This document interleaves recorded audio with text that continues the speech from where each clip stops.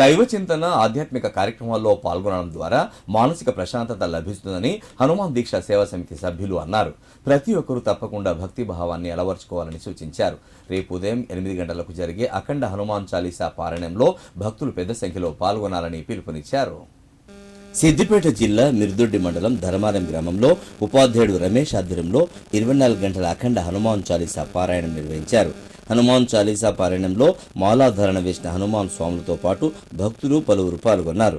గ్రామంలో ఆధ్యాత్మిక కార్యక్రమాలను పెంపొందించాలనే ఉద్దేశంతో 24 గంటల అఖండ హనుమాన్ చాలీసా పారాయణం నిర్వహించడం జరుగుతుందని వెల్లడించారు. కోరిన కోరికలు తీర్చి కొంగు బంగారంగా నిలుస్తున్న హనుమాన్ దేవాలయంలో చాలీసా పారాయణం చేయడం సంతోషంగా ఉందని ఉపాధ్యాయుడు రమేష్ తెలియజేశారు. తనకు ఉద్యోగం వస్తే అఖండ హనుమాన్ చాలీసా పారాయణం చేస్తానని సంకల్పించుకోవడంతో కోరిక కూడా నెరవేరడం జరిగిందన్నారు. రేపు ఉదయం 8 గంటలకు జరిగే అఖండ హనుమాన్ చాలీసా పారాయణంలో హనుమాన్ మాలాధరణ స్వాములతో పాటు భక్తులు పెద్ద సంఖ్యలో పాల్గొనాలని పిలుపునిచ్చారు. అఖండ చాలీసా పారాయణంలో సామాజిక సమరసత వేదిక తెలంగాణ రాష్ట్ర కన్వీనర్ అప్పాల ప్రసాద్జీ పాల్గొనడం జరుగుతుందని వెల్లడించారు. ధర్మారం గ్రామంలో ఉదయం 8 గంటల నుండి రేపు అనగా సోమవారం ఉదయం 8 గంటల వరకు 24 గంటలు అఖండ హనుమాన్ చాలీసా పారాయణం జరుగుతుంది. ఇట్టి కార్యక్రమంలో ధర్మారం గ్రామంలోని భక్తులంతా పాల్గొన్నారు.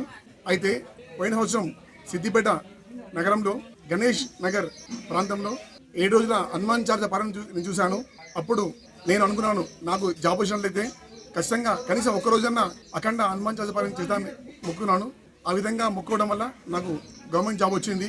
కాబట్టి మనము భక్తితో ఆ దేవుణ్ణి ప్రార్థిస్తే ఖచ్చితంగా మనకున్న వరాల్ని చేకూరుస్తాడు.